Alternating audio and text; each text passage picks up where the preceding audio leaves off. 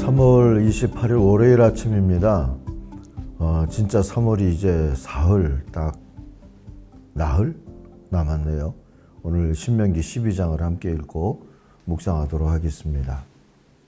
내 조상의 하나님 여호와께서 내게 주셔서 차지하게 하신 땅에서 너희가 평생에 지켜 행할 규례와 법도는 이러하니라. 너희가 쫓아낼 민족들이 그들의 신들을 섬기는 곳은 높은 산이든지 작은 산이든지 푸른 나무 아래든지를 막론하고 그 모든 곳을 너희가 마땅히 파멸하며 그 제단을 헐며 주상을 깨뜨리며 아세라 상을 불사르고 또 그 조각한 신상들을 찍어 그 이름을 그곳에서 멸하라. 너희의 하나님 여호와께서는 너희가 그처럼 행하지 말고 오직 너희의 하나님 여호와께서 자기의 이름을 두시려고 너희 모든 지파 중에서 택하신 곳인 그 계실 곳으로 찾아 나아가서 너희의 번제와 너희의 제물과 너희의 11조와 너희 손의 거제와 너희의 서원제와 낙헌 예물과 너희 소와 양의 처음 난 것들을 너희는 그리로 가져다가 드리고 거기 곧 너희의 하나님 여호와 앞에서 먹고 너희의 하나님 여호와께서 너희의 손으로 수고한 일에 복 주심으로 말미암아 너희와 너희의 가족이 즐거워할지니라. 우리가 오늘 여기에서는 각기 소견대로 하였거니와 너희가 거기에서는 그렇게 하지 말지니라.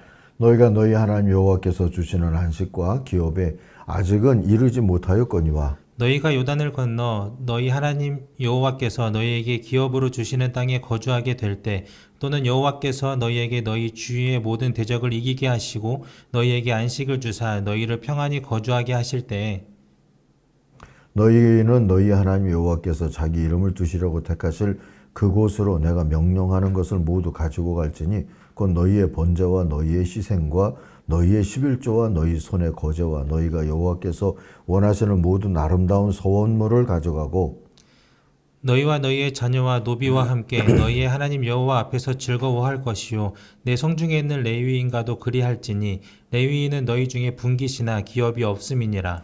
너는 삼가서 내게 보이는 아무 곳에서나 번제를 드리지 말고 오직 너희의 한 지파 중에 여호와께서 택하실 그곳에서 번제를 드리고 또 내가 내게 명령하는 모든 것을 거기서 행할지니라. 그러나 내 하나님 여호와께서 내게 주신 복을 따라 각 성에서 내 마음에 원하는 대로 가축을 잡아 그 고기를 먹을 수 있나니 곧 정한 자나 부정한 자를 막론하고 노루나 사슴을 먹는 것 같이 먹으려니와 오직 그 피는 먹지 말고 물같이 땅에 쏟을 것이며 너는 곡식과 포도주와 기름의 11조와 내 소와 양의 처음 난 것과 내 소원을 갚는 예물과 내 낙헌 예물과 내 손의 거제물은 내 각 성에서 먹지 말고 오직 내 하나님 여호와께서 택하실 곳에서 내 하나님 여호와 앞에서 너는 내 자녀와 노비와 성중에 거주하는 레위인과 함께 그것을 먹고 또 내 손으로 수고한 모든 일로 말미암아 내 하나님 여호와 앞에서 즐거워하되 너는 삼가 내 땅에 거주하는 동안에 레위인을 저버리지 말지니라. 내 하나님 여호와께서 내게 허락하신 대로 내 지경을 넓히신 후에 내 마음에 고기를 먹고자 하여 이르기를 내가 고기를 먹으리라 하면 내가 언제나 마음에 원하는 만큼 고기를 먹을 수 있으리니 만일 내 하나님 여호와께서 자기 이름을 두시려고 택하신 곳이 내게서 멀거든 내가 내게 명령한 대로 너는 여호와께서 주신 소와 양을 잡아 내 각 성에서 내가 마음에 원하는 모든 것을 먹되 정한 자나 부정한 자를 막론하고 노루나 사슴을 먹는 것 같이 먹을 수 있거니와 다만 크게 삼가서 그 피는 먹지 말라. 피는 그 생명인즉 내가 그 생명을 고기와 함께 먹지 못하리니 너는 그것을 먹지 말고 물같이 땅에 쏟으라. 너는 피를 먹지 말라. 내가 이같이 여호와께서 의롭게 여기시는 일을 행하면 너와 네 후손이 복을 누리리라. 오직 내 성물과 서원물을 여호와께서 택하신 곳으로 가지고 가라.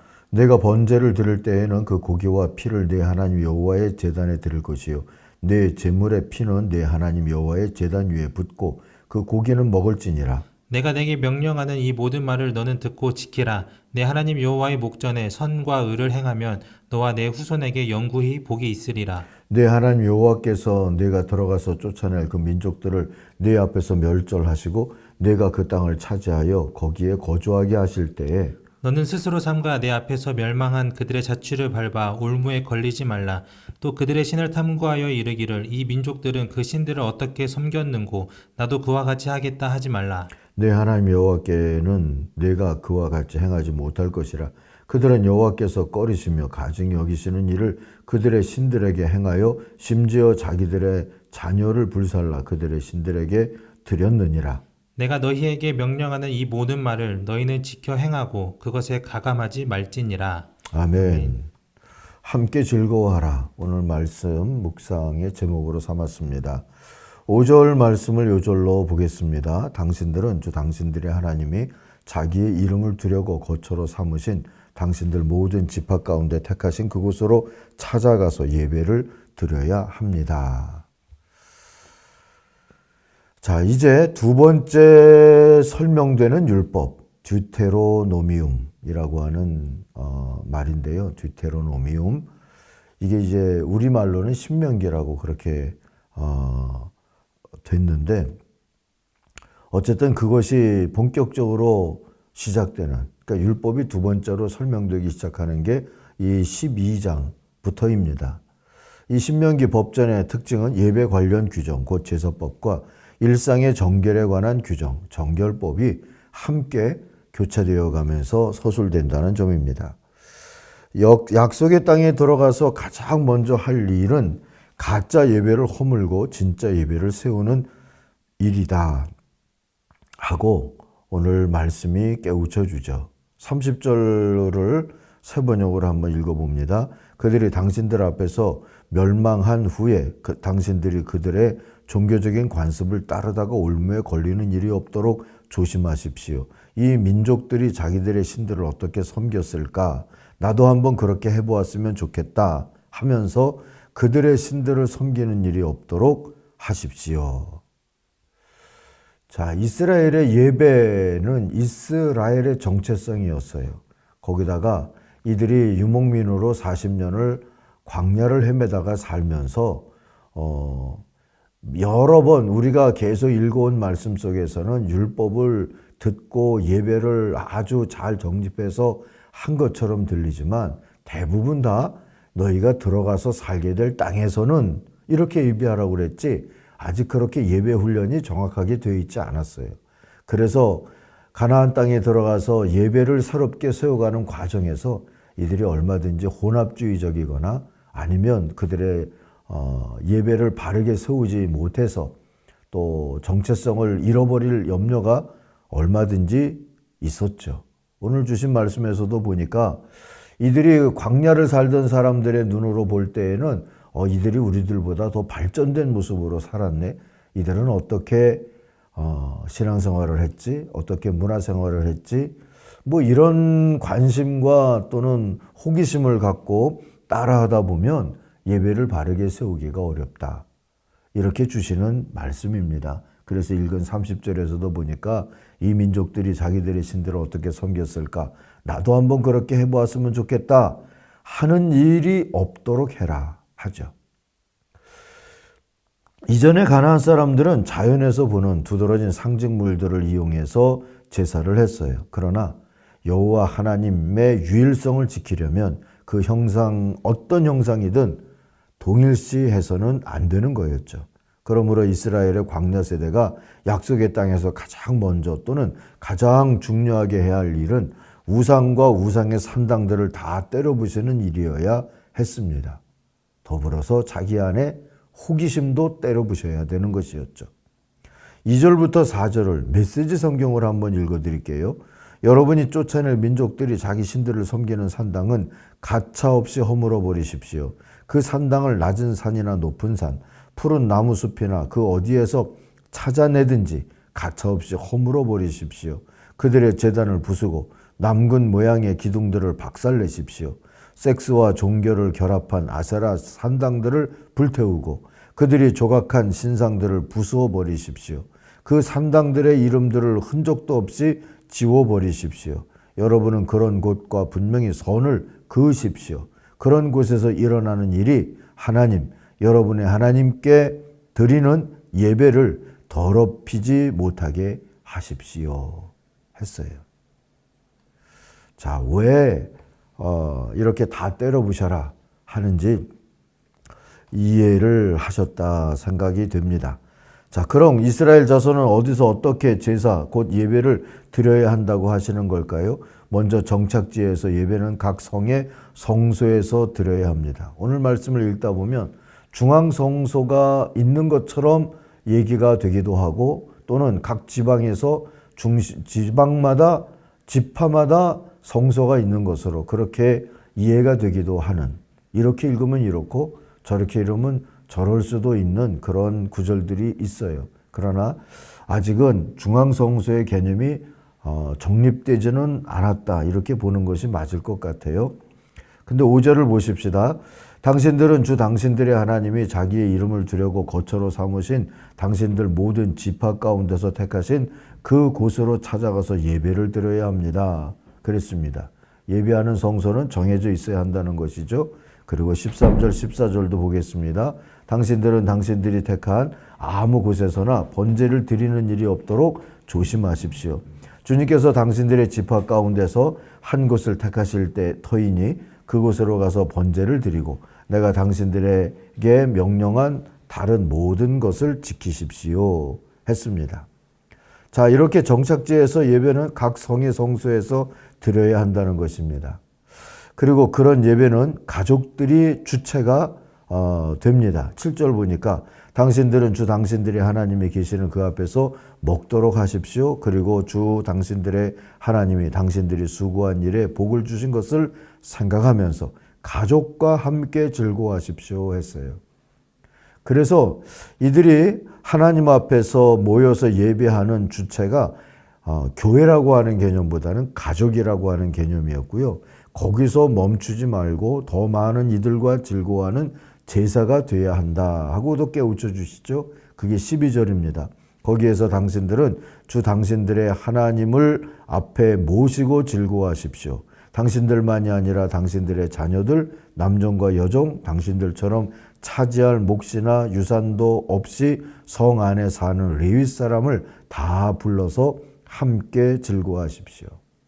자, 이것이 예배라고 하는 또 제사라고 하는 그러한 행위의 중심적인 가치라고 할까요? 하나님과 가족과 그리고 자녀, 종들, 또 이웃들, 거기다가 유산이 없이 그 땅에서 예배를 섬기고 있는 레위 사람들 다 불러서 그들과 평화를 이루는 게 예배 정신이다. 예배의 가치다. 이렇게 보면 좋을 것 같습니다. 자, 가나안 초창기에는 예루살렘 중앙성소와 같은 개념이 없었다고 보는 것이 맞을 텐데요. 그러나 아무데나 또는 내 집에서든 예배할 수 있다. 뭐 그것은 아니었던 게 분명한 거죠. 지파마다 성소가 있었다. 이렇게 봐야 하겠죠. 예배의 사유화나 우상 숭배의 유혹에 휘둘리지 말고 예배의 공공성과 공동선을 보수하기 위해서 그리하라 하는 것이었을 겁니다. 언제든 예배는 일상 속으로 확장돼야 하지만 공적 예배의 가치가 왜곡돼서는 안 되기 때문인 거죠. 한편 연관된 예배와 연관된 정결법도 나옵니다. 15절 16절이죠. 당신들은 주 하나님이 당신들에게 베풀어 주신 복을 따라서 마음에 내키는 대로 성 안 어디서든지 짐승을 잡아먹을 수 있습니다. 정한 사람이든지 부정을 탄 사람이든지 모두 다 노루나 사슴 고기를 먹듯이 잡은 짐승의 고기를 먹을 수 있습니다. 그러나 피는 먹지 못합니다. 물처럼 땅에 쏟아 버려야 합니다. 왜 그렇습니까? 23절 후반절입니다. 피는 생명이고 생명을 고기와 함께 먹어서는 안 되기 때문입니다. 먹는 일이 하나님을 앞에서 경배하고 감사하는 일과 같이 되기를 원했지만 그러나 그 먹는 일이 반드시 예배와 꼭 연관되어 되지 않아도 된다 하는 얘기인 셈이죠. 그렇지만 고기를 먹는 것 중에 피를 먹지 마라. 피는 먹거리가 아니라 그건 생명이라는 겁니다. 더 넓게 생각하면 생명은 우리가 뭐 사냥하듯이 또 먹어치우듯이 이렇게 대해야 될 것이 아니다 하고 깨우쳐 주시는 것이기도 하죠. 어쨌든 예배와 함께 먹는 일, 또 배고픔 때문에 먹는 일, 이것을 섞지 말라 하는 규정인 셈이고요. 피까지 먹지 말라, 생명을 존중하라 하는 것이 이 정결법의 대표적인 규정이다. 이렇게 보면 좋겠습니다. 아무튼 예배를 존중해야 일상의 정결도 존중될 수 있다 하고 가르쳐 주시는 말씀인 것이지요. 여러분, 오늘도 우리가 예배자로 살고 있지 않습니까? 스스로 예배를 정결하게 감당하면 우리의 일상도 정결하게 감당할 수 있다 하는 것을 오늘 말씀을 통해서 또 배우면서요. 예배자로서 하나님의 백성의 정체성을 잘 간직하고 또 하나님께 예배한 사람으로서 하나님을 드러내는 이정표와 같은 세상에서의 성도의 정체성도 잘 감당하면서 살아가는 하나님의 사람들 되기를 바랍니다. 기도하겠습니다. 하나님 아버지, 코로나도 점점 줄어들 줄로 믿습니다. 또 봄이 오면서 우리의 활동 반경도 넓어지게 됐습니다. 하나님, 예배를 회복하고 예배의 계절로 이 봄을 살아갈 수 있도록 우리 걸음을 인도하여 주시옵소서. 예배를 통하여서 하나님 앞에서 감사와 또 이웃과의 평화와 또 사랑을 전할 수 있는 그러한 삶들로 이어지게 하여 주옵소서. 예수님의 이름으로 기도하옵나이다. 아멘. 하늘에 계신 우리 아버지, 아버지의 이름을 거룩하게 하시며 아버지의 나라가 오게 하시며 아버지의 뜻이 하늘에서와 같이 땅에서도 이루어지게 하소서. 오늘 우리에게 일용할 양식을 주시고 우리가 우리에게 잘못한 사람을 용서하여 준 것 같이 우리 죄를 용서하여 주시고 우리를 시험에 빠지지 않게 하시고 악에서 구하소서. 나라와 권능과 영광이 영원히 아버지의 것입니다. 아멘. 각자 기도하겠습니다.